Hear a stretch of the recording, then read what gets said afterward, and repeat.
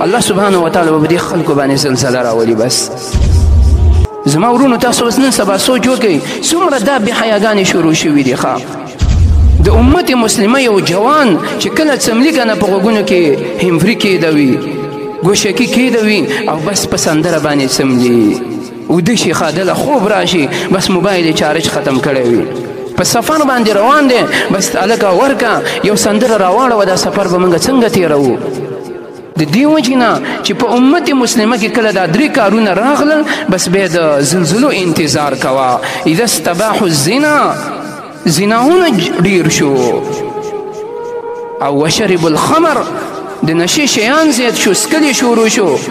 او وضربوا بالمعازف په دې شیانو باندې په دې سندرو او ګانو بجانو باندې عمل شروع شو. هر چا سره په موبایل کې ورسره او په کمپیوټر کې ورسره او په کور کې ورسره او میموري کارت یې ډک